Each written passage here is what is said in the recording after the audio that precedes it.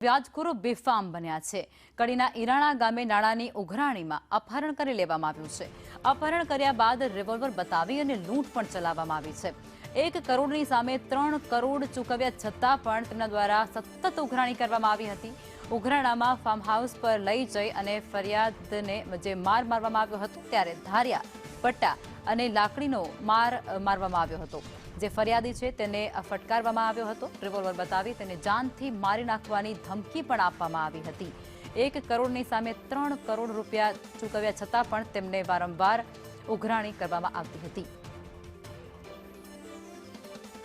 અલ્તાફ અમારી સાથે જોડાઈ ચૂક્યા છે। અલ્તાફ, અત્યારે મહેસાણાની અંદર જે વ્યાજખોરો છે તે તેમનો આતંક સામે આવ્યો છે। એક વ્યક્તિને ડરાવી અને લૂંટ ચલાવી લેવામાં આવી છે બંદૂકની અણીએ।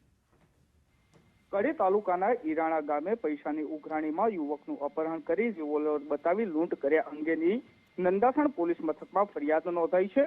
મૂળ કડી તાલુકાના ઇન્દ્રાળ ગામના અને હાલ અમદાવાદ ખાતે રહેતા અને જમીન લે વેચનો વ્યવસાય કરતા નીલભાઈ દેસાઈએ ઈરાણા ગામના જયેશભાઈ રબારી પાસેથી રૂપિયા 1 કરોડ લીધા હતા। નીલભાઈએ 1 કરોડની સામે 3 કરોડ ચૂકવ્યા હતા, પરંતુ વધુ પૈસા લેવા માટે નીલભાઈ દેસાઈનું અપહરણ કરવામાં આવ્યું હતું। ઈરાણા ગામ ખાતે ફાર્મ હાઉસમાં બોલાવી ધારિયા પટ્ટા અને લાકડી વડે માર મારવામાં આવ્યો હતો, તેમજ રિવોલ્વર બતાવી જાનથી મારી નાખવાની ધમકી આપવામાં આવી હતી। પતિ પત્નીના પાસપોર્ટ બળજબરીથી કઢાવી લીધા હતા। નંબર પ્લેટ વિનાની ફોર્ચ્યુનર કારમાં અપહરણ કરી છત્રાલ પુલ પાસે યુવકને ફેંકી દીધો હતો। નંદાસણ પોલીસે જયેશ રબારી સહિત 9 લોકો સામે ફરિયાદ નોંધી છે। જી, આભાર આપ જોડાયા તે બદલ।